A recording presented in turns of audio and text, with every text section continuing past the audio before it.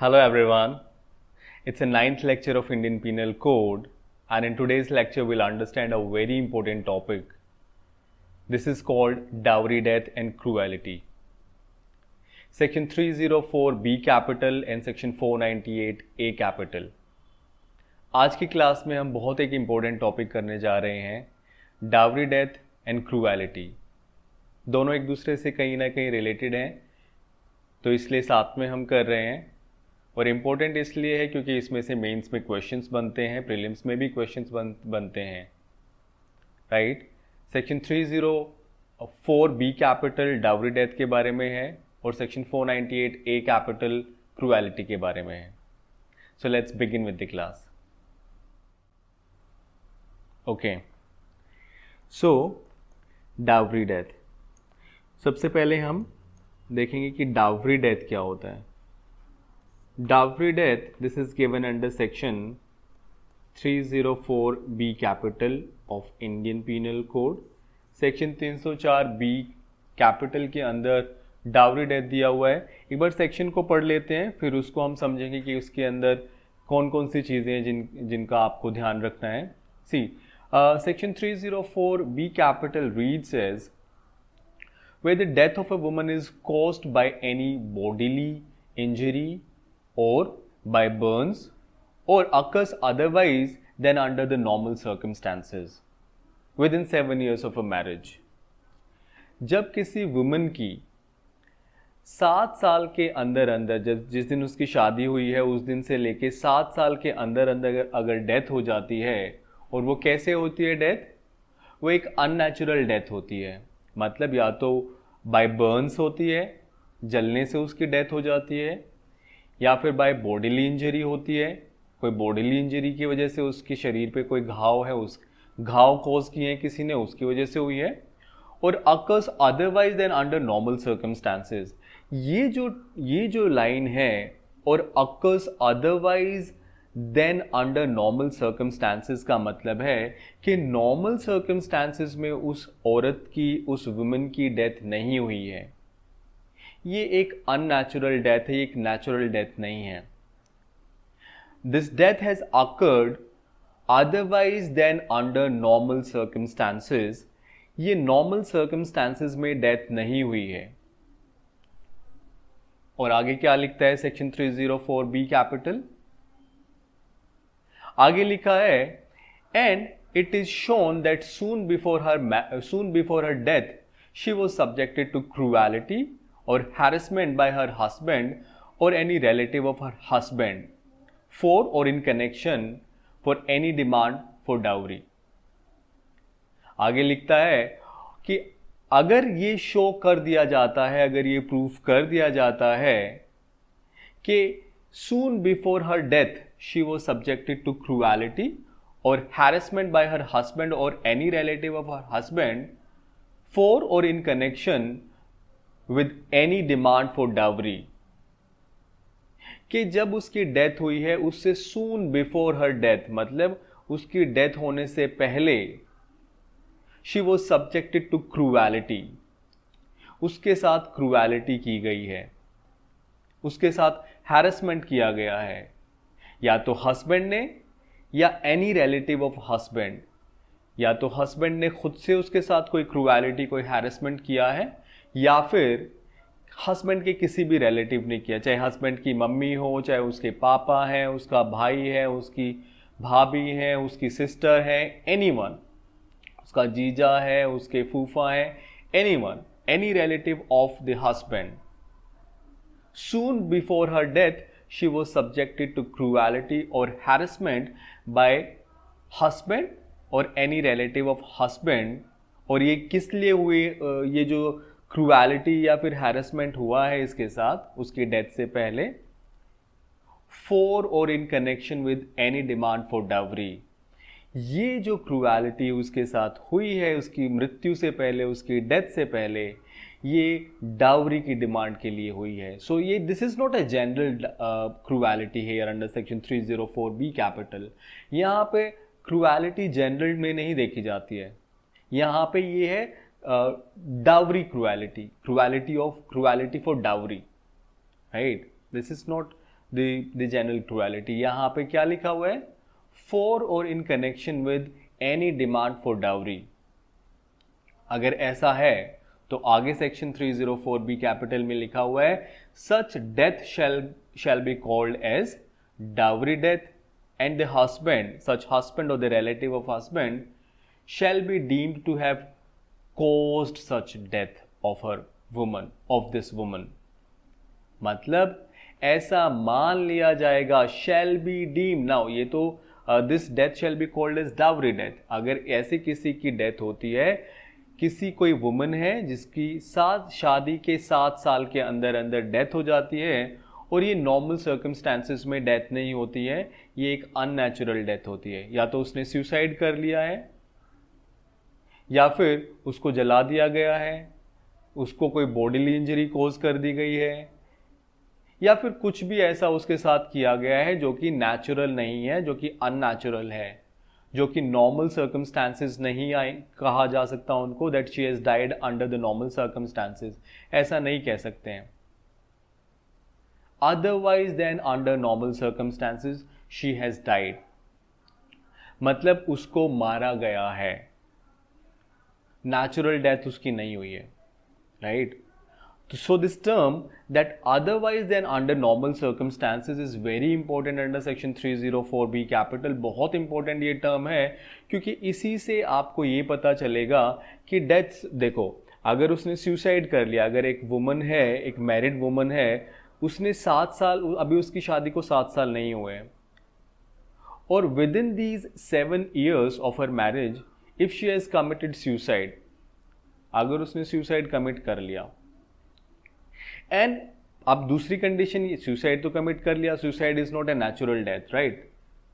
इसको आप normal circumstances में डेथ होना नहीं बोलेंगे, this is otherwise than under normal circumstances है, ठीक है। तो suicide, because the term otherwise than under normal circumstances में ही आती है, नॉर्मल सर्कमस्टांसेस में मृत्यु होना सुसाइड नहीं है, सुसाइड है जो कि नॉर्मल सर्कमस्टांसेस में नहीं हुआ, मतलब this is not a natural death, this is an unnatural death.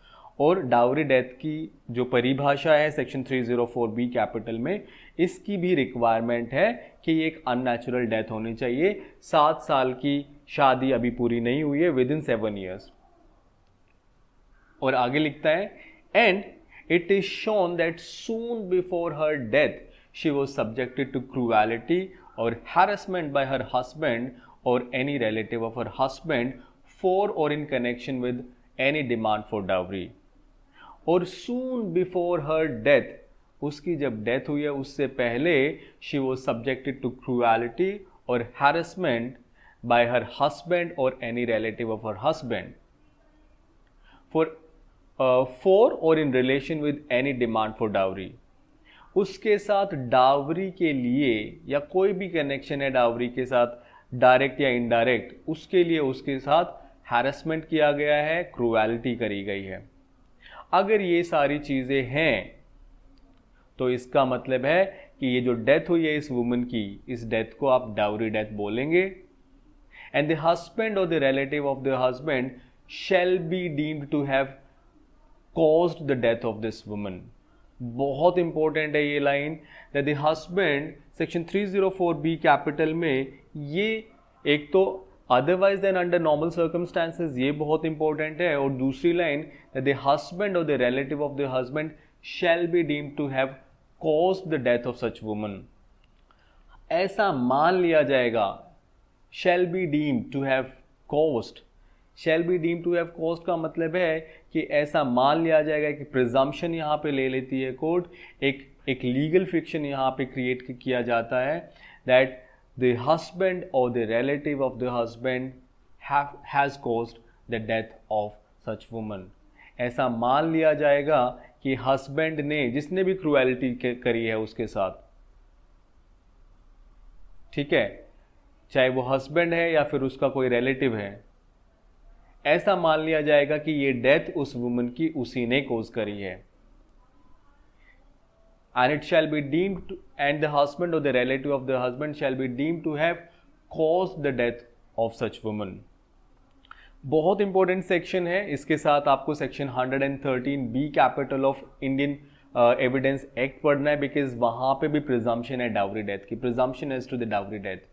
Section 113 B capital of Indian evidence act, जब आप एविडेंस एक्ट में सेक्शन 304 बी कैपिटल को आपने section 113 B capital of Indian evidence act के साथ पढ़ना है, because under section 113 B capital of Indian Evidence Act there is a presumption as to the dowry death, and it is a shall presume, the court shall presume that the husband or the relative of the husband has caused the dowry death। यहाँ पे लिखा हुआ है 113 B capital of Indian evidence act.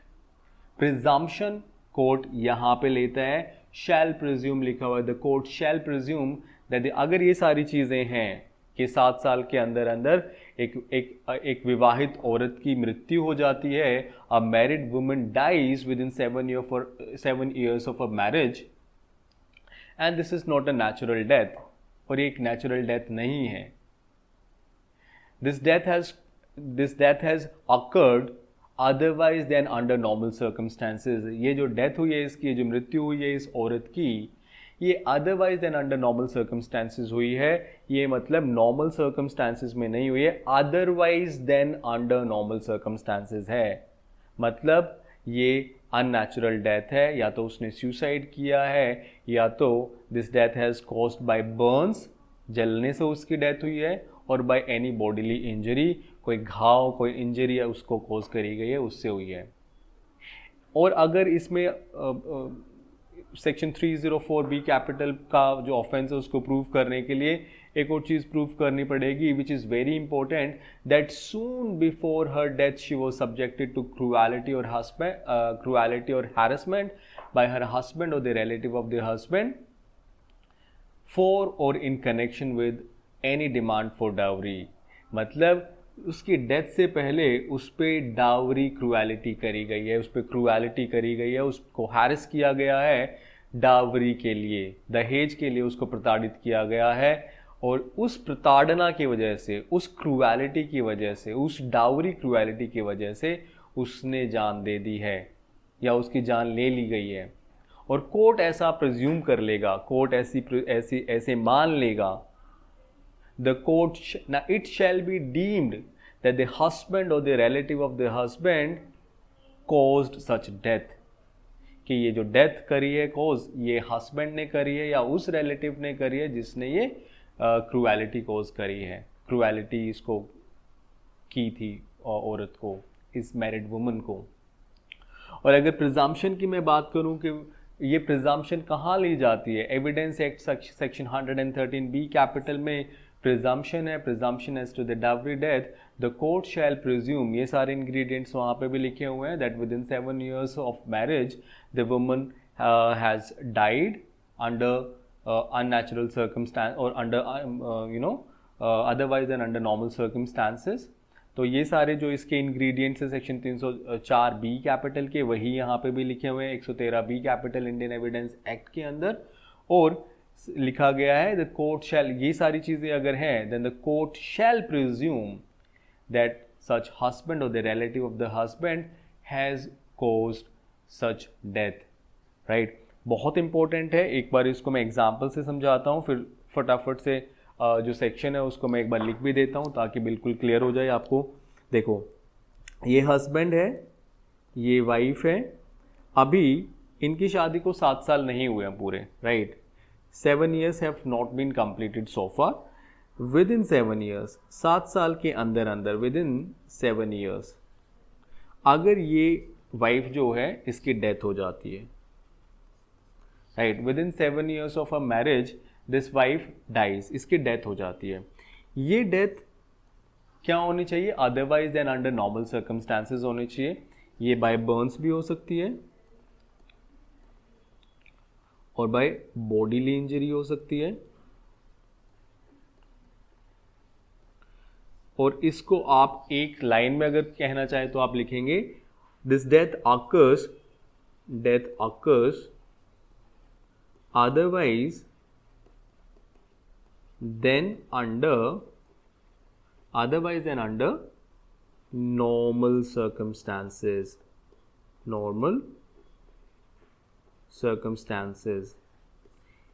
otherwise than under normal circumstances मतलब ये जो death है ये एक अननेचुरल डेथ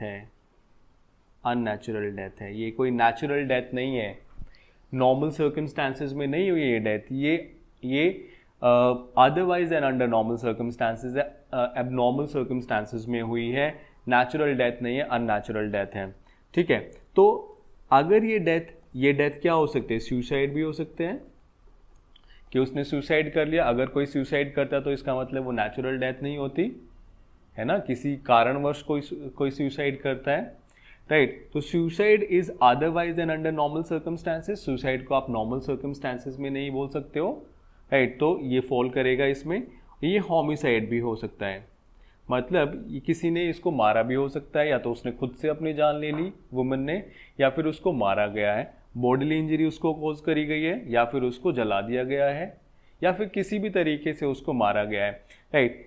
तो अगर ये सारी चीज़ें हैं और जो इसके साथ साथ आपको एक और चीज़ प्रूव करनी पड़ेगी, that soon before her death she was subjected to cruelty और harassment by her husband or the relative of her husband for or in connection with any demand for dowry, मतलब soon before her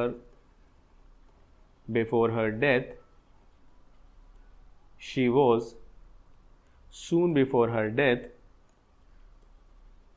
was subjected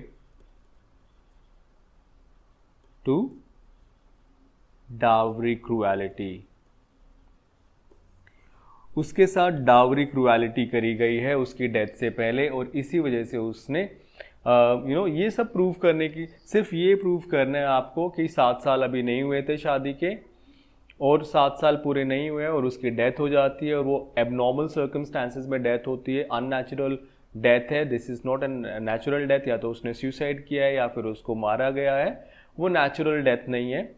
वो ऐसा नहीं है कि वो बहुत एक लंबे समय से बीमार थी या फिर वो नेचुरली उसकी डेथ हो गई है, नहीं, वो नेचुरल डेथ नहीं है, this is not in normal circumstances, this is otherwise and under normal circumstances. और उसके साथ साथ आपको ये भी प्रूव करना है that soon before her death, उसकी डेथ से पहले she was subjected to dowry cruelty, dowry की डिमांड के लिए, दहेज की डिमांड के लिए उस पर क्रूएलिटी करी गई है उसकी डेथ से पहले, राइट। हैरेस किया गया है, उसको प्रताड़ित किया गया है, उस पर क्रूएलिटी करी गई है उसकी डेथ से पहले, और वो क्रूएलिटी कौन सी क्रूएलिटी है, that is a dowry cruelty, for the demand of dowry she has been harassed, right. तो अगर ये सारी चीज़ें हैं तो इसका मतलब है दैट द हस्बैंड और the relative of husband, it shall be deemed that the husband और the relative of husband has caused this death, और ऐसा मान लिया जाएगा कि हस्बैंड ने या फिर रिलेटिव ऑफ हस्बैंड ने जिसने भी क्रूएलिटी या हैरेसमेंट किया है उसने ही उसकी डेथ कॉज करी गई, उसी ने उसकी डेथ कॉज करी है, राइट। तो यहाँ पे आप इसको इस तरीके से देख सकते हैं, सेक्शन 304B कैपिटल की अगर मैं रिक्वायरमेंट्स की बात करूँ कि इस सेक्शन के लिए क्या क्या रिक्वायर्ड है, तो है first of all that death जो कि एक अननेचुरल डेथ है, इसका मतलब है कि वो सुसाइड भी हो सकती है या फिर होमिसाइड भी हो सकती है, ठीक है। कब होना चाहिए, with in 7 years of marriage, 7 साल अभी नहीं हुए हैं शादी के, उससे पहले उसकी डेथ हो जाती है, right. And dowry cruelty soon before her death, dowry cruelty करी गई है उस पर, राइट। तो ये तीनों चीजें अगर हैं तो क्या मान लिया जाएगा, ये डेथ को क्या बोलेंगे, this death will be it shall be called as dowry death, dowry death बोला जाएगा उसको। एंड द हस्बैंड और the relative of the husband, it shall be deemed that such death has been caused by the husband और the relative of the husband. मतलब presumption ले लिया जाएगा, ऐसा मान लिया जाएगा कि ये हस्बैंड ने या फिर रिलेटिव ऑफ हस्बैंड ने ये डेथ, ये डावरी डेथ कॉज करी है। ठीक है, नाउ यहाँ पे ये जो within 7 years of marriage है, इसको कौन प्रूव करेगा? Who has the burden of proving this? See, the burden of proof is on the prosecution. Prosecution को के ऊपर ये बर्डन है कि वो इस चीज को प्रूव करे कि अभी 7 साल नहीं हुए थे।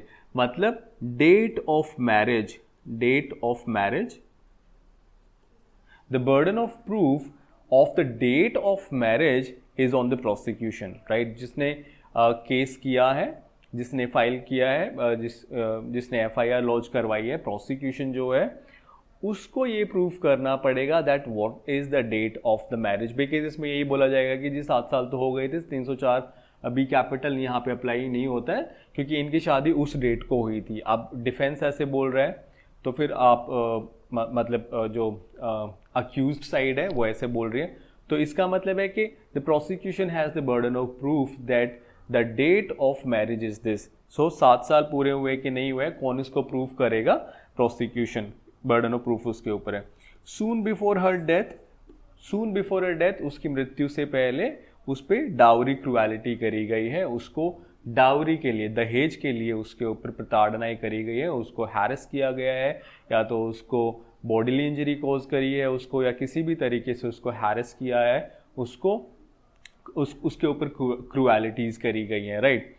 तो ये सारी की सारी रिक्वायरमेंट्स अगर हैं तो इसका मतलब है अंडर सेक्शन 304 बी कैपिटल ऐसा मान लिया जाएगा कि ये डेथ जो इस वुमन की हुई है, इस वाइफ की हुई है 7 साल के अंदर अंदर, तो फिर ऐसा मान लिया जाएगा ये डेथ उसने ही कॉज करी है जिसने ये क्रुएलिटी करी है, या तो वो हस्बैंड है या फिर उसका कोई रिलेटिव है हस्बैंड का, ऐसा मान लिया जाए कि उसी ने उसको मारा भी है, राइट। अब यहाँ पे एक और चीज़ बहुत इंपॉर्टेंट मैं आपको बताने हालांकि मैं बता चुका हूँ आपको कि जो प्रिजम्पशन है, प्रिजम्पशन ऑफ डावरी डेथ, ये under section 113 B capital of Indian evidence act court लेता है। सेक्शन 113 बी कैपिटल में the presumption of dowry death दी गई है, डावरी डेथ की प्रिजम्पशन कोर्ट ले सकता है। The court shall presume that this dowry death has been caused by the husband और the relative of the husband, right. बहुत इंपॉर्टेंट है। अब यहाँ पे हम फटाफट से एक बार क्रुएलिटी को भी देख लेते हैं, फिर इससे रिलेटेड कुछ क्वेश्चंस। अभी चलो क्रुएलिटी पे जाने से पहले एक चीज़ और देख लेते हैं कि मान लीजिए that this is husband and this is wife, ये हस्बैंड है और ये वाइफ है, और यहाँ पे इनके 7 साल हो गए हैं शादी के, 7 years यहाँ पे हो गए, बट यहाँ पे मान लीजिए कि ये 9 साल में 9 years, after 9 years the wife commits suicide, wife ने सुसाइड कर लिया है। अब 7 साल तो पूरे हो चुके हैं, विद इन 7 years वाली जो कंडीशन है वो तो यहाँ पे नहीं फुलफिल हो रही, तो इसका मतलब क्या है कि सेक्शन 304 बी कैपिटल अप्लाई नहीं होगा, ये डाउरी डेथ तो नहीं मानी जाएगी, ठीक है। चाहे क्रुएलिटी प्रूफ करो या कुछ भी करो, डाउरी क्रुएलिटी प्रूफ करो कि नहीं करो, सेक्शन 304 बी कैपिटल नहीं है, ये डाउरी डेथ नहीं आएगी, ठीक है।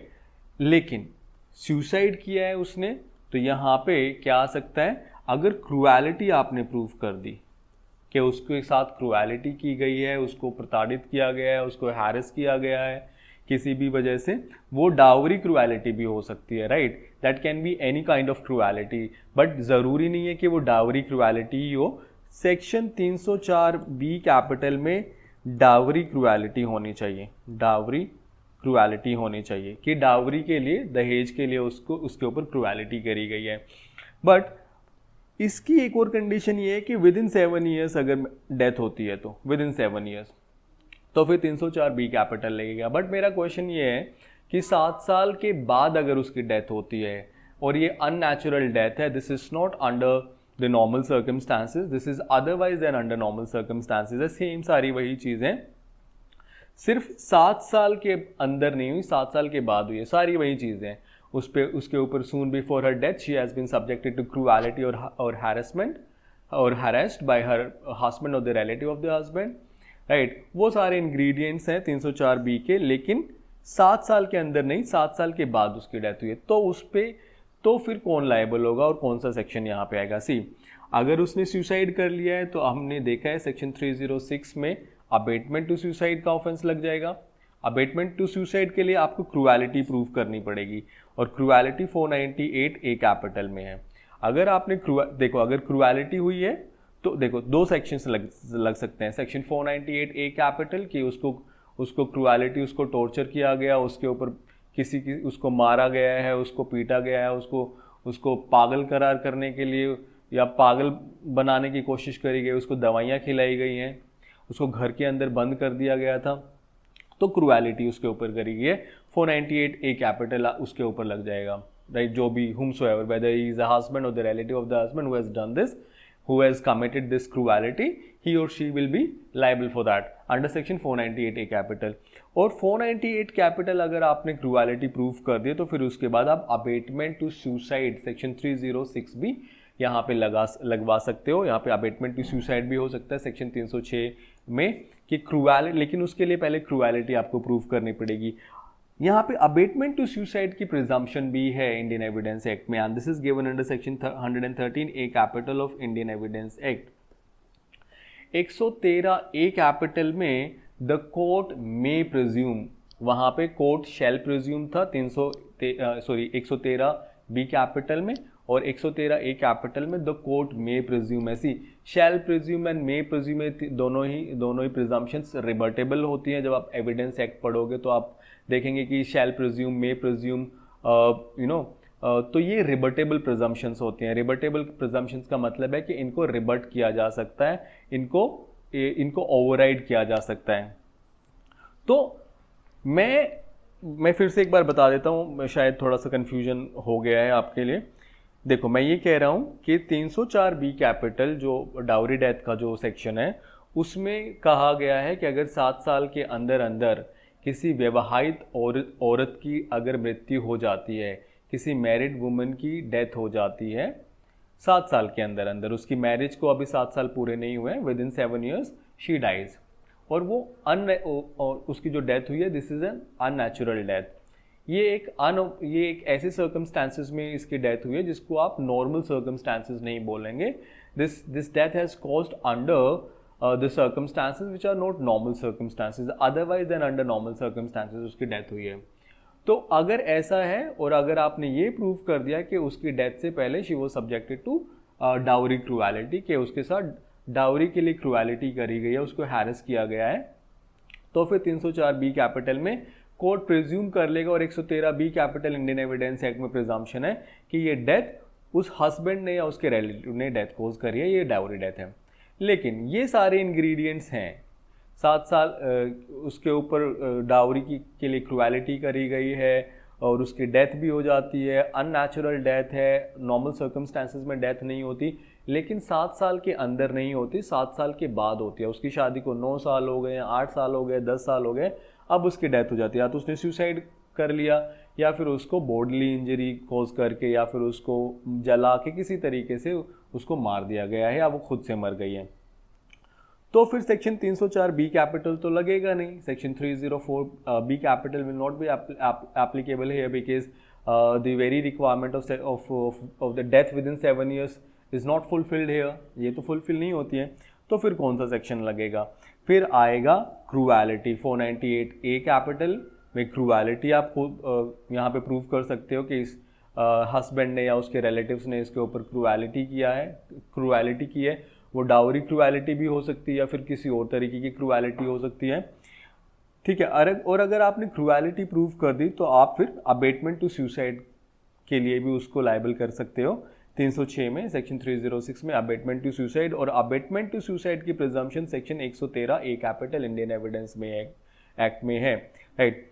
यहाँ पे भी, लेकिन यहाँ पे अबेटमेंट टू सुसाइड की जो प्रिजम्पशन है सेक्शन 113 ए कैपिटल में, ये अबेटमेंट टू सुसाइड की प्रिजम्पशन कोर्ट तभी लेगा जब with in 7 years of marriage अगर डेथ होती है वुमेन की।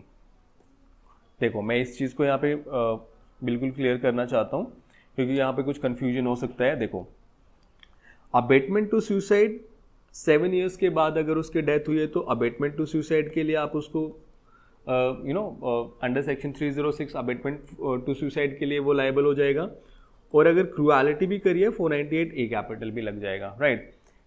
अब मैं बात कर रहा हूँ प्रिजम्पशन की, presumption of abetment to suicide, presumption of abetment to suicide by a married woman.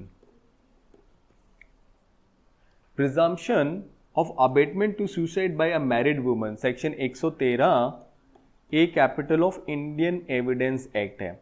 यहाँ पे मैरिड वुमेन की प्रिजम्पशन ही है। मैरिड वुमेन ने अगर सुसाइड कर लिया है तो फिर वहाँ पे कोर्ट प्रिजम्पशन लेता है किसकी, कि उसको अबेट किया गया था सुसाइड के लिए, ठीक है। ये प्रिजम्पशन कोर्ट लेता है। कोर्ट में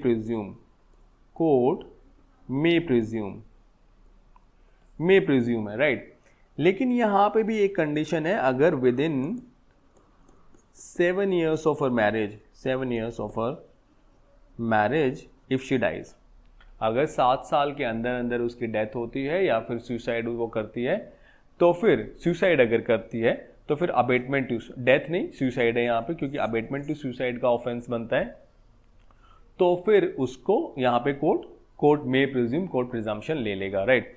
तो ये तो हमने क्रूएलिटी की बात कर ली है, अबेटमेंट टू सुसाइड की बात कर लिया है। नाउ अब ये क्रूएलिटी होती क्या है, एक बार इसको भी देख लेते हैं। सेक्शन 498 ए कैपिटल इसको डील करता है।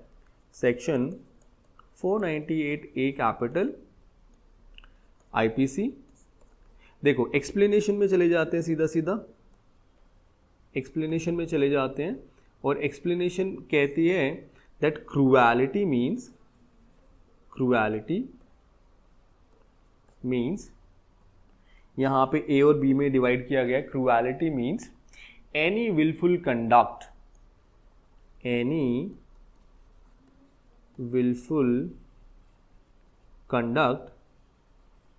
which is of such a nature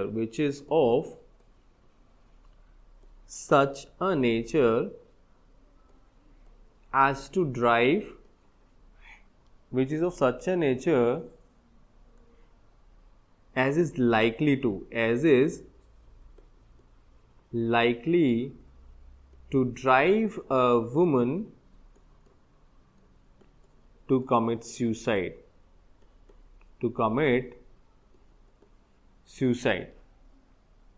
or to cause grave injury, और देखो ग्रेव इंजरी कॉज कर सकती या फिर सुसाइड कमिट कर सकती है, और grave injury any wilful conduct which is of such a nature जो कि ऐसे नेचर का है as is likely to drive a woman, जो वुमन को, किसी औरत को क्या करने के लिए विवश कर दे, मजबूर कर दे, सुसाइड कमिट करने के लिए। सो एनी विलफुल कंडक्ट, कोई भी कंडक्ट जो कि विलफुल है, जो कि जानबूझकर कोई ऐसा कार्य किया गया है, किसके द्वारा, हस्बैंड के द्वारा या फिर रिलेटिव ऑफ हस्बैंड के द्वारा, which is of such a nature, जो कि जिसका कि नेचर ऐसा है, as is likely to drive a woman, जो कि वुमन को विवश कर दे, ड्राइव कर दे, उसको बहुत ज़्यादा फोर्स कर दे, किस चीज़ के लिए, टू कमिट सुसाइड, या तो वो सुसाइड कमिट कर ले, या फिर टू कॉज ग्रेव इंजरी और डेंजर टू लाइफ, लिम्ब और हेल्थ। या तो ग्रेव इंजरी कॉज करने के लिए, सुसाइड कमिट करने के लिए, या फिर डेंजर टू लाइफ, लिम्ब और हेल्थ, या फिर उसके लाइफ, लिम्ब या फिर हेल्थ पे खतरा, अगर डेंजर अगर कोज हो जाए, इस तरीके का विलफुल कंडक्ट अगर आपने किया है तो इसका मतलब आपने क्रूएलिटी करी है, right. And this can be mental और फिजिकल, वेदर मेंटल और फिजिकल, ठीक है। ये जो क्रूएलिटी आपने करी है ये मेंटल भी हो सकती है, राइट, दिमागी भी मेंटल, आप दिमागी तौर पे उसको पागल करने की कोशिश कर रहे हो, उसको आप टॉन्ट करे जाते हो, डेली उसको अब्यूज़ करते हो, टॉन्ट करते हो, उसको पागल बोलते कि तू तो भूल जाते, तेरे को याद नहीं रहता, तू तो पागल है, तू तो उसको आप किसी भी चीज़ में अप्रिशिएट नहीं करते, उसको हमेशा पिन पॉइंट किया जाता है। तो मेंटल क्रूएलिटी भी हो सकती है और फिजिकल क्रूएलिटी भी हो सकती है। एंड दिस कैन बी में है हैरेसमेंट, बी में है harassment with a view to meet any unlawful demand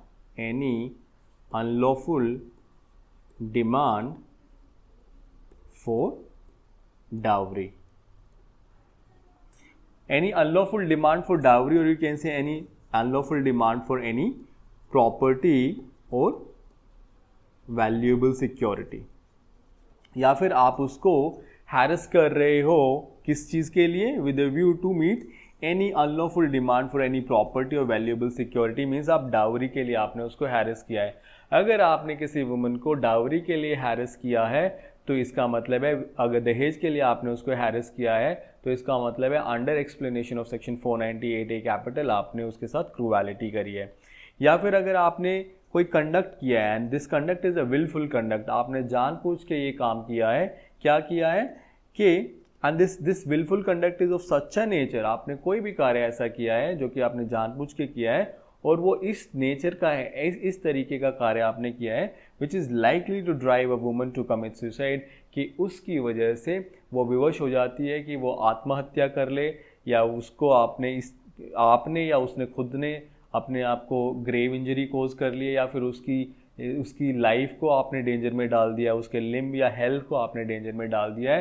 and this can be a mental cruelty और अ फिजिकल क्रूएलिटी, ये कुछ भी हो सकती है, राइट। तो इसका मतलब है कि आपने अंडर सेक्शन 498A क्रूएलिटी कोज कर दिया, right. So this was section 498A capital. बहुत ईजी सा सेक्शन है। देखो, अगर आपने किसी भी वुमन को, एक मैरिड वुमन को, अगर आप हस्बैंड हो या रिलेटिव ऑफ हस्बैंड हो, आप उसको अगर आपने कोई भी ऐसा विलफुल कंडक्ट किया, जानबूझ के कोई ऐसा काम आपने किया या करते हो आप, जो किस तरीके का काम है जिससे कि वो इतनी हैरेस हो जाती है, इतनी विवश हो जाती है, इतनी परेशान हो जाती है, या तो आप उसको रोज़ मारते हो या गाली देते हो या फिर आप उसको टॉन्ट करते हो, ये क्या है, you are creating circumstances so that she commits suicide, या फिर वो अपने आप को आप उसको पागल कहते हो तो वो इतना ज़्यादा मेंटली टॉर्चर हो जाती है कि वो अपने आप को इंजरी कोज कर लेती है, छत से कूद जाती है, अपना हाथ काट लेती है,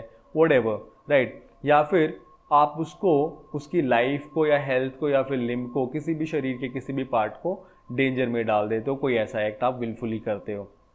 या फिर आप उसको डावरी के लिए, right, for any valuable security और प्रॉपर्टी, उसके लिए आप उसको कि तू मेरे के लिए ये लेके आ, मेरी फैमिली के लिए ये लेके आ, या फिर तेरे घर वालों को देना पड़ेगा, तो आप क्या कर रहे हो, you are harassing the woman or the relative of the woman. यहाँ पे सिर्फ वुमन नहीं है, यहाँ पे रिलेटिव ऑफ वुमन भी है, to meet the unlawful demand of dowry, कि आप उसको हैरेस कर रहे हो सिर्फ वुमन को नहीं, या तो वुमन को या फिर any person relating to the woman. यहाँ पे आगे ये भी लिखा हुआ है, या तो उस अपनी वाइफ को, उस वुमन को जो कि मैरिड वुमन है, आप हस्बैंड भी हो सकते हो, आप रिलेटिव ऑफ हस्बैंड भी हो सकते हो, राइट।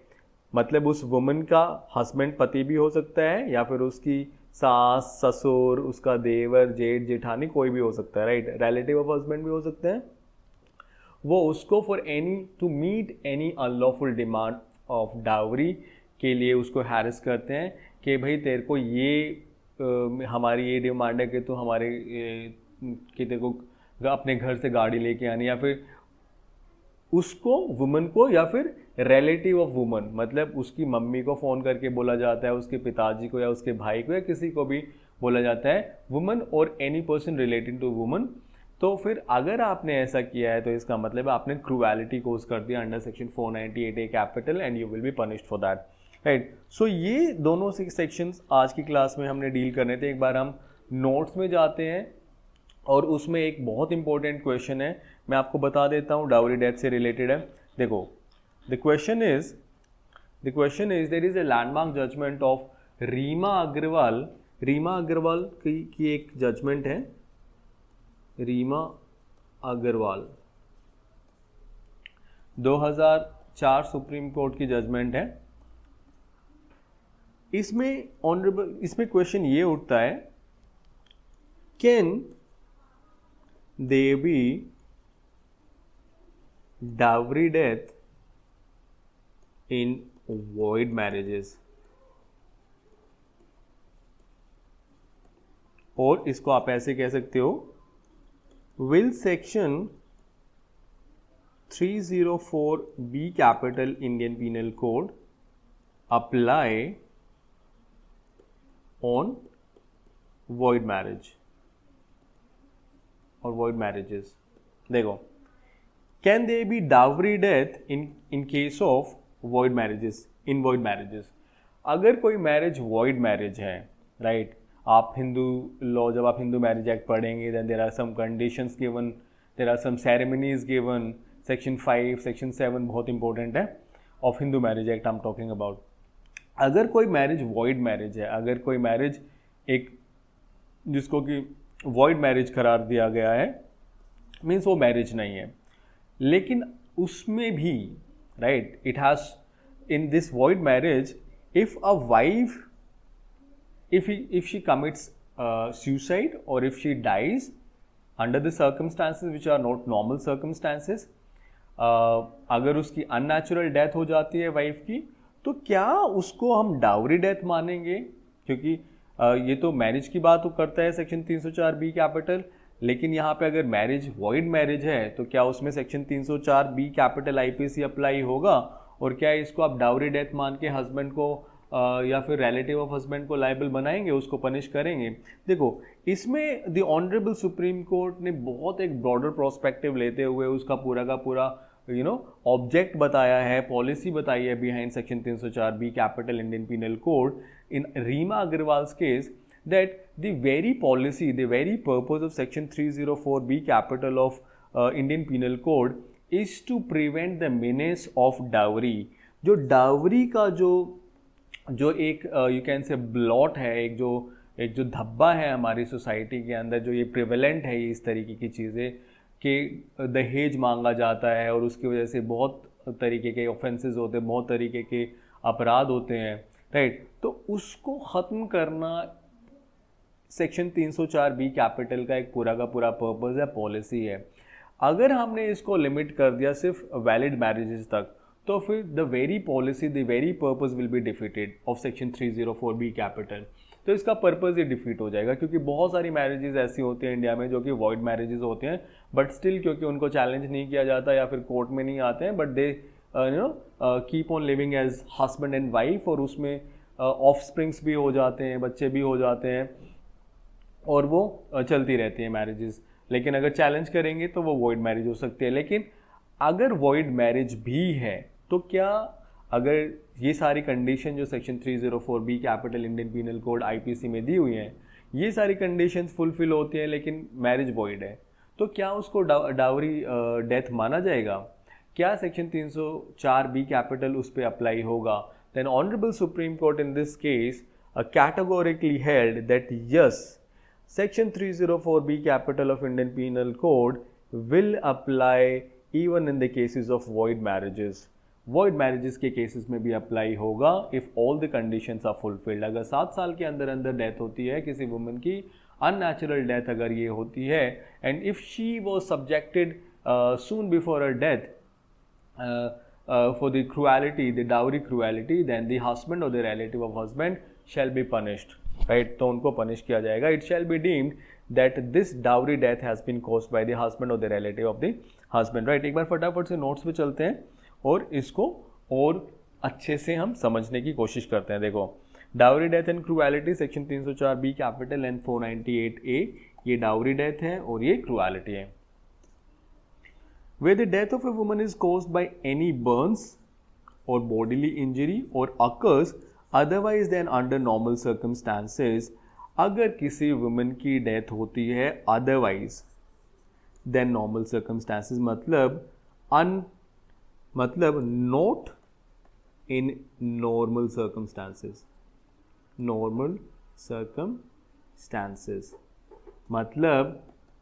मतलब this is an unnatural death. और ये कब होती है? Within 7 years of uh marriage. 7 साल अभी उसकी मैरिज, अभी जिस दिन उसकी शादी हुई है उस दिन से लेके अभी 7 साल पूरे नहीं हुए हैं, and she has died and this is an unnatural death.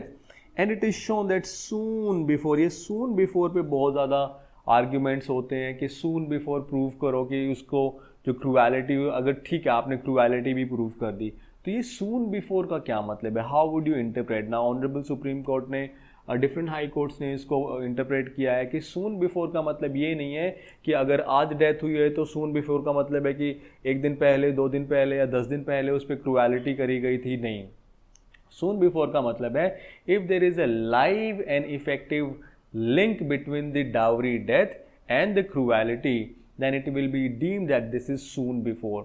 अगर एक लाइव एंड इफेक्टिव लिंक है डेथ में, जो कि डेथ हुई है, और जो क्रूएलिटी हुई है उसमें, अगर उसका नेचर, उसकी इंटेंसिटी, उसकी gravity, this cruelty is such a grave nature, is of such a grave nature, इतना ज़्यादा गंभीर नेचर की अगर वो क्रूएलिटी थी कि आपने 1 साल पहले उसके साथ इस तरीके की ग्रेव नेचर की क्रूएलिटी करी, तो इसका मतलब ये नहीं है कि अगर कि वो उस जिस दिन आपने कॉज करी कि उसके विद इन अ मंथ और विद इन अ वीक उस अगर डेथ कॉज करेगी, सुसाइड कर लेगी या उसको अगर कुछ होता है तो फिर आप लायबल हो गए, अदरवाइज नहीं हो गए. नहीं, अगर ऐसी कोई क्रूएलिटी थी जो कि अभी भी उसके माइंड में, उसके दिमाग में, उसके जहन में अभी भी कहीं ना कहीं है, और वो उसकी वजह से इतनी परेशान है कि वो एक दिन अपनी अपनी लाइफ को ख़त्म कर लेती है या फिर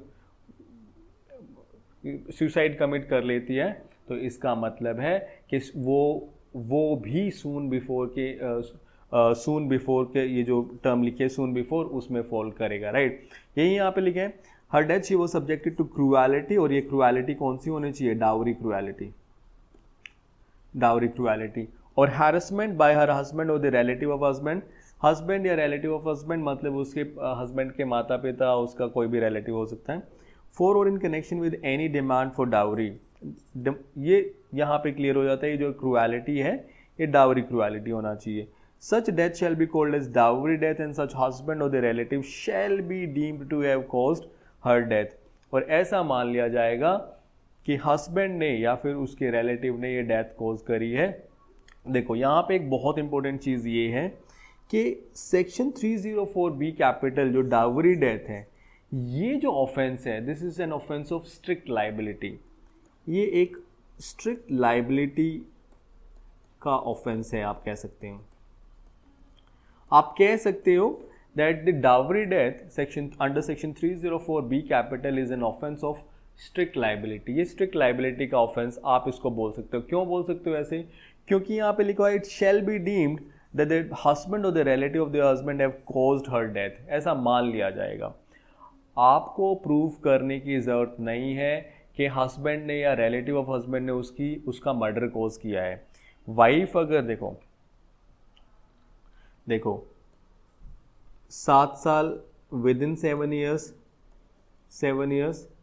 बिल्कुल क्लियर लिख लेते हैं ताकि आपको साफ हो जाए. विद इन 7 ईयर्स, ठीक है, ये हस्बैंड है, ये वाइफ है, she dies and this is an unnatural death. Unnatural death में सुसाइड भी हो सकता है या फिर होमिसाइड भी हो सकता है, ठीक है, कुछ भी हो सकता है। तो यहां पे आपको सिर्फ ये प्रूफ करने की जरूरत है सेक्शन 304B कैपिटल के लिए कि 7 साल अभी पूरे नहीं हुए हैं, ये जो वुमन है ये इसकी जो डेथ है वो अननेचुरल डेथ है, otherwise and under normal circumstances है, and soon before her death she was subjected to dowry cruelty. अगर आपने ये सारी चीजें प्रूव कर दी तो फिर अंडर सेक्शन 304B कैपिटल ये मान लिया जाएगा कि हस्बैंड या रिलेटिव ऑफ हस्बैंड ने ही ये डेथ कॉज करी है।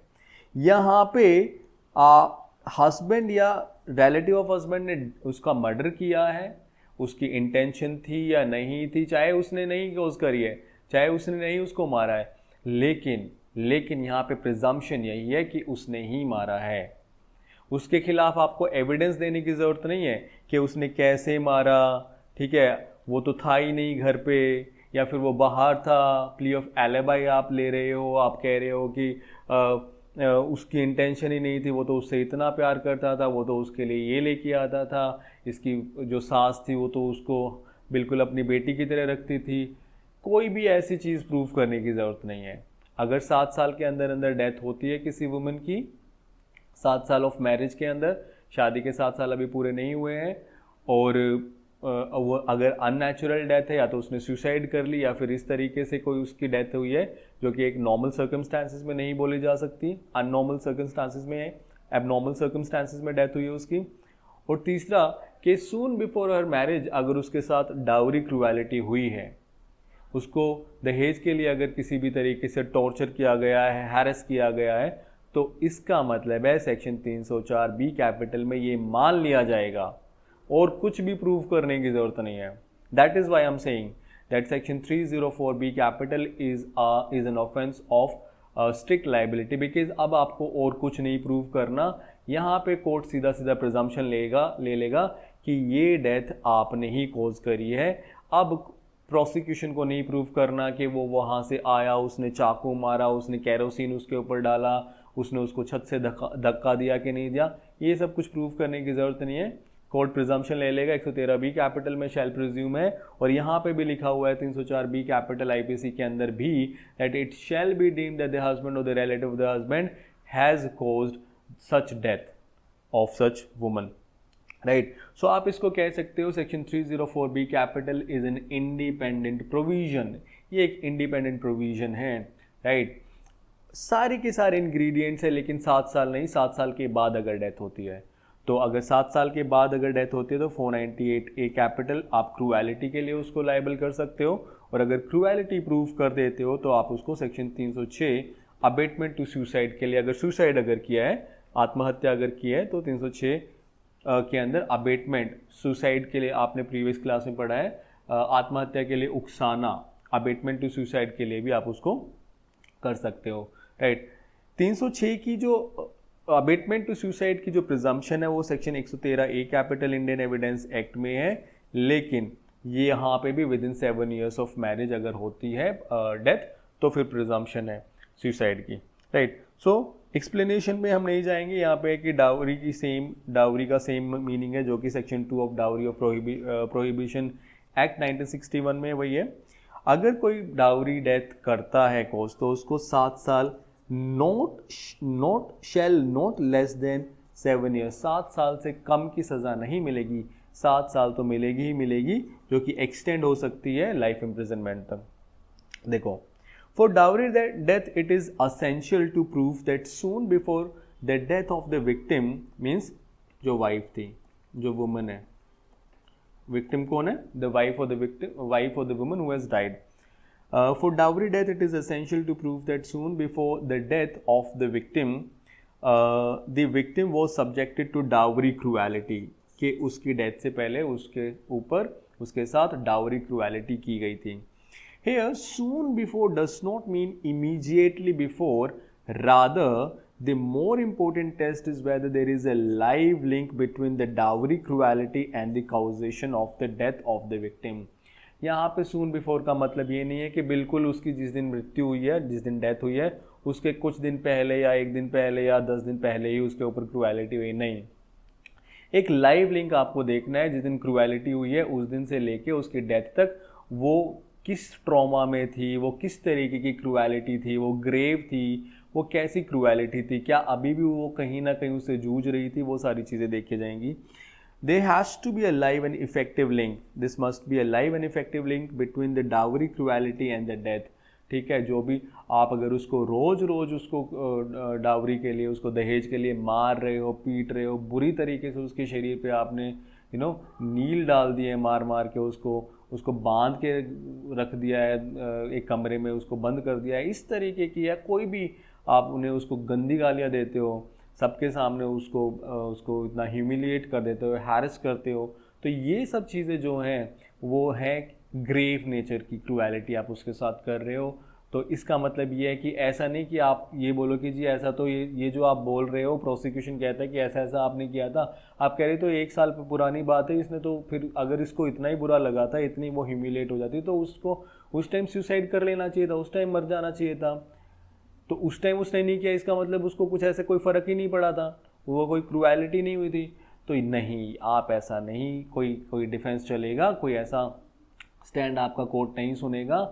ऐसा माना जाएगा कि सून बिफोर का मतलब है कि अगर ग्रेविटी, अगर वो बहुत ग्रेव क्रूएलिटी थी, उसका लाइव एंड इफेक्टिव लिंक है अभी भी जब उसकी डेथ हुई है, तो इसका मतलब है it will fall under this term of soon before, and you will be liable for the punishment under section 304B capital of Indian Penal Code for dowry death. In case of suicide, it has to be examined as whether the cruelty whenever committed in case of suicide, it has to be examined as to whether the cruelty whenever committed was of such a nature that the effect of the cruelty upon the mind of the victim may have continued till the point of the time when she committed the suicide. अगर suicide उसने किया है तो फिर ये देखा जाएगा कि क्रूएलिटी का नेचर क्या था, किस ग्रेविटी, क्या कितनी गंभीर थी वो क्रूएलिटी, क्या ऐसी थी कि जब आपने कॉज करी, जब उसके साथ ये क्रूएलिटी आपने करी, वो अभी तक उसके माइंड में है, वो चीज़ अभी तक वो उससे जूझ रही है और इसकी वजह से उसने आत्महत्या कर लिया, सुसाइड कर लिया है,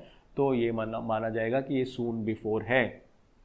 and in cases of homicide, और अगर होमिसाइड है, उसने आत्महत्या नहीं करी है लेकिन उसकी वो मर जाती है, राइट। अब ये नहीं प्रूव करना है कि आपने मारा या नहीं मारा, अगर ये सारे इंग्रेडिएंट्स हैं कि क्रूएलिटी करी गई थी उसके ऊपर और उसकी डेथ हो जाती है 7 ईयर्स के अंदर 304B कैपिटल के सारे इंग्रेडिएंट्स फुलफिल है, तो फिर आप लायबल हो। ये प्रूव करने की ज़रूरत ही नहीं है कि आपने कैसे मारा, किस तरीके से मारा, नहीं, मान लिया जाएगा कि आपने ही मारा है। And in cases of homicide, it will be seen whether the cruelty is of such a nature that the state of mind of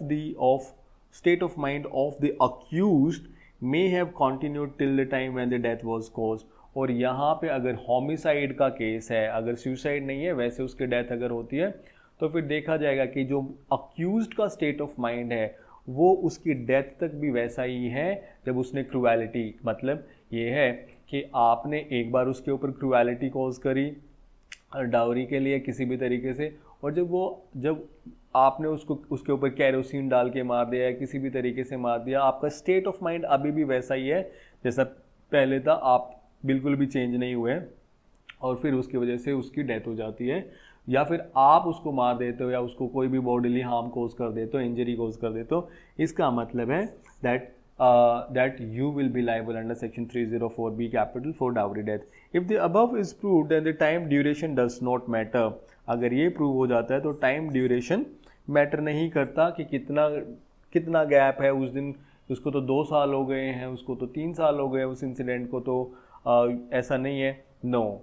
Time duration does not matter if these things are proved, and the accused will still be held liable for dowry death even though the dowry cruelty may have taken place much before the causation of the death। चाहे जिस दिन death हुई उससे बहुत पहले आपने dowry cruelty की थी, बट अभी भी आप लायबल होंगे अगर लाइव एंड इफेक्टिव लिंक है डावरी क्रूएलिटी में और डेथ में। 498A capital, husband or the relative of husband of a woman subjecting her to cruelty, whoever being the husband or the relative of the husband of a woman subject such woman to cruelty shall be punished with imprisonment for a term which may extend to 3 years and shall also be liable to fine। देखो यहाँ पे सिर्फ cruelty की बात हो रही है, यहाँ पे डावरी क्रूएलिटी की बात नहीं हो रही है। This is not about dowry cruelty, this is about cruelty. Dowry cruelty की बात नहीं हो रही है यहाँ पे सिर्फ क्रूएलिटी की बात हो रही है। अगर आपने क्रूएलिटी करी है, ठीक है, आप हस्बैंड हैं या फिर रिलेटिव ऑफ हस्बैंड है, हस्बैंड की मम्मी हैं, उसके पापा हैं, उसके भाई हैं, उसके फूफा हैं, उसके जीजा हैं, जो भी हो, अगर आपने क्रूएलिटी करी है तो किसके ऊपर? इस हस्बैंड की वाइफ के ऊपर, मतलब उस वुमन के ऊपर जो कि विक्टिम है, तो 3 साल की पनिशमेंट आपको मिलेगी। यहाँ पे क्रूएलिटी को एक्सप्लेन किया गया एक्सप्लेनेशन में, for the purposes of this section, इस सेक्शन के पर्पस के लिए क्रूएलिटी का ये मतलब है। दिस सेक्शन का मतलब है यहाँ पे डावरी क्रूएलिटी की बात नहीं हो रही, यहाँ पे क्रूएलिटी की बात हो रही है। अगर ये क्रूएलिटी जो भी यहाँ पे लिखा हुआ है, अगर ये क्रूएलिटी डावरी के लिए होती है तो ये क्या हो जाएगी? Dowry cruelty. दहेज के लिए अगर इनमें से कुछ भी किया है तो मतलब वो डावरी क्रूएलिटी हो जाएगा। So cruelty means any wilful conduct, कोई कंडक्ट आपने किया और वो विलफुल है, जानबूझ के किया, which is of such a nature as is likely to drive the woman to commit suicide. आपने आपकी किसी भी आपने कुछ ऐसा किया है उसके साथ जिसकी वजह से वो आत्महत्या करने के लिए विवश हो जाती है, या फिर कोज इंजरी, कोज ग्रेव इंजरी और डेंजर टू लाइफ, लिम्ब और हेल्थ बाय द मेंटल और physical of the woman, or harassment of the woman where such harassment is with a view to coercing her or any person related to her to meet any unlawful demand for any property or valuable security। आप उसको harass कर रहे हो या फिर उसको harass कर रहे हो कोई भी किसके लिए? to meet any unlawful demand for any property or valuable security और any person related to her, या तो उसको या फिर उससे किसी भी, अगर उसकी सिस्टर को आप फ़ोन कर रहे हो, उसके घर पे जा रहे हो, उसके मम्मी पापा के घर पे जा रहे हो, उनको फ़ोन कर रहे हो, उसके भाई को आप हैरेस कर रहे हो कि आप यहाँ पे उसको तो वुमन को तो हैरेस कर रहे हो, वाइफ को तो हैरेस कर रहे हो, फ़ोन करके उसके घर वालों को कहते हो कि हमें ये चाहिए, हमें वो चाहिए, तो इसका मतलब है आप कोई प्रॉपर्टी मांग सकते हो, कोई भी वैल्यूएबल सिक्योरिटी, पैसे, कार, सोना चांदी, कुछ भी, किसी भी चीज़ के लिए, right. So or is on account of failure by her or person related to her meet such demand, तो इसका मतलब है आपने क्रूएलिटी करी है। तो यहाँ पे ये डावरी के लिए बात हो रही है और यहाँ पे ये जनरल के लिए बात हो रही है। तो इसका मतलब है कि क्रूएलिटी अगर आपने फॉर एनी अनलॉफुल डिमांड, अगर फॉर एनी प्रॉपर्टी और वैल्यूएबल सिक्योरिटी, अगर आप मैरिड वुमन से या उसके किसी भी रिलेटिव से या किसी भी person related to him, related to her अगर मांग रहे हो आप और उसकी वजह से उसको टॉर्चर कर रहे हो, हैरेस कर रहे हो, तो इसका मतलब आप उस पर डावरी क्रूएलिटी कर रहे हो। और अगर जनरल है, डावरी के लिए नहीं कर रहे हो, तो इसका मतलब आप क्रूएलिटी कर रहे हो, 498A कैपिटल में आप फॉल करोगे। Now read section 498A capital and section 304B capital IPC with section 113A capital and 113B capital of Indian Evidence Act। presumptions है यहाँ पे। सेक्शन 113B कैपिटल में डाउरी डेथ की प्रिजम्पशन है और सेक्शन 113A कैपिटल में section 306 की presumption है abetment to suicide. Reema Agarwal versus Anupam and others 2004 supreme court, बहुत इंपॉर्टेंट क्वेश्चन इसमें, ये आपसे इंटरव्यू में डायरेक्ट पूछा जा सकता है। आपको पता है डाउरी डेथ क्या होती है, आपको पता है 304B कैपिटल में क्या है, 498A कैपिटल में क्या है, क्रूएलिटी क्या होती है, डाउरी क्रूएलिटी क्या होती है, हैरेसमेंट क्या होता है, आपको सब पता है। लेकिन क्या आपको ये पता है, क्योंकि ये तो मैरिज की बात करता है, आपको उसका जूरिस्प्रूडेंशियल एसेंस पता होना बहुत ज़रूरी है, उसकी पॉलिसी, उसका पर्पस, उसका ऑब्जेक्ट पता होना बहुत ज़रूरी है प्रोविज़न का। अगर आपको वो ऑब्जेक्ट, वो पॉलिसी, वो पर्पस पता है तो ही आप इस तरीके के क्वेश्चंस का आंसर दे सकते हो। और अगर आप इस तरीके के क्वेश्चंस का आंसर दे सकते हो, दे दिया अगर आपने, और उसके साथ साथ अगर आपने उस जजमेंट को भी रेफ़र कर दिया जिसमें ये हेल्ड हुआ है, तो आप बिल्कुल ऐसे शूट करते हो, ऐसे एकदम से आपका इंप्रेशन बन जाता है रिक्रूटर के माइंड में कि आपको वो आपकी वहीं से इमेज बनाना शुरू कर देता है और आपको बहुत अच्छे मार्क्स मिलते हैं। Reema Agarwal versus Anupam and others 2004 supreme court, the issue was can they be a dowry death in case of void marriages. मतलब क्या section 304 B capital void marriages पे भी अप्लाई होता है? अगर कोई मैरिज वॉइड है तब तो क्या उसमें भी डाउरी डेथ हो सकती है? अगर कोई वुमन है 7 साल के अंदर अंदर उसकी डेथ हो जाती है, उसको डाउरी के लिए क्रुएलिटी उस पर करी गई है, लेकिन उसकी मैरिज वॉइड है, तो क्या उस वुमन को जस्टिस नहीं मिलेगी 304 बी कैपिटल में? क्या उसके हस्बैंड ने जिसने उसके ऊपर क्रुएलिटी की, या उसके हस्बैंड के रिलेटिव ने डाउरी क्रुएलिटी इस वुमन के ऊपर करी है और जिसकी वजह से या तो उसने सुसाइड कर लिया या उसको मार दिया गया है, तो क्या उसको पनिशमेंट नहीं मिलेगी 304 बी कैपिटल में? क्या ऐसा नहीं माना जाएगा कि क्या ऐसी प्रिजम्पशन नहीं ली जाएगी कि ये डेथ उन्होंने ही कॉज करी है इसकी? The answer is that the husband or the relative of the husband will still be liable even though it is immaterial, it has no value whether the marriage is void or a valid marriage. Under section 304b capital, the husband or the relative of the husband will be liable and they will be punished under section 304b capital. So it means that the dowry death, there can be a dowry death in case of void marriages. Yes, dowry death void marriages में भी हो सकते हैं. Section 304 B capital 304 B capital is aimed at preventing the menace of dowry. क्या M है इसका? 304 B capital क्या purpose क्या है, ऑब्जेक्ट क्या है, एम क्या है? एम है, पर्पस है कि डाउरी का जो मेनेस है, ये हमारी प्रथा चल रही है, जो एक ऐसी प्रथा है कि जिसकी वजह से एक, मैं प्रथा नहीं बोलूँगा, I will call it a disease. ये एक बीमारी है जो कि लोगों के दिमाग में है कि शादी अगर करी है तो दहेज तो लेना ही है, ये तो बनता है, ठीक है. और कहीं कहीं जगह पे तो आज के टाइम भी ऐसे होता है कि लड़के एक तरीके से बेचे जाते हैं और लड़कियां एक तरीके से ख़रीदी जाती हैं. सो दिस लेन देन का ये जो व्यापार चल रहा है अभी भी in the name of marriage, इसको रोकने के लिए, just to prevent this menace, section 304 B capital of Indian penal code was enacted. इसीलिए इसको इनैक्ट किया गया था. यही इसका पर्पज़ है कि डावरी का जो ये धब्बा, ये जो बीमारी है हमारी सोसाइटी में, इसको निकाला जा सके. To eradicate this section 304 B capital of Indian penal code was drafted, it was enacted. But अगर इसको आपने सिर्फ वैलिड मैरिजेस तक ही सीमित रख दिया तो फिर इसका ऑब्जेक्ट ही आप डिफीट कर देंगे. इसका the very purpose, the very object, the very policy of section 304 B capital will be defeated. तो ऐसा ऑनरेबल सुप्रीम कोर्ट ने साफ कैटेगोरिकली ये हेल्ड किया रीमा अग्रवाल में कि ये वॉइड मैरिजेस पे भी लगेगा, क्योंकि अगर नहीं लगाते हैं हम तो पूरा का पूरा ऑब्जेक्ट ही डिफीट हो जाएगा.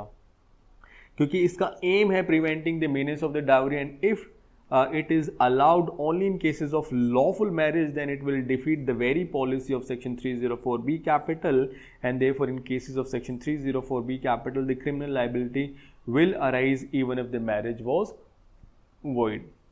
Excuse me. So ये आज का टॉपिक था. छोटा टॉपिक है लेकिन बहुत इम्पोर्टेंट है. डाउरी डेथ के केस में क्रूएलिटी होनी चाहिए, और वो क्रूएलिटी कौन सी क्रूएलिटी होनी चाहिए? Dowry cruelty. ठीक है. 7 साल के अंदर डेथ होनी चाहिए और अननेचुरल डेथ होनी चाहिए, नॉर्मल सर्कमस्टांसिस में नहीं. Circumstances which are not normal circumstances, वैसे डेथ होनी चाहिए. सुसाइड भी हो सकता है, होमिसाइड भी हो सकता है, राइट. एंड ये जनरल, ये क्रूएलिटी, ये जो डाउरी क्रूएलिटी नहीं है, ये वैसे क्रूएलिटी है, डिफाइन किया गया है, राइट.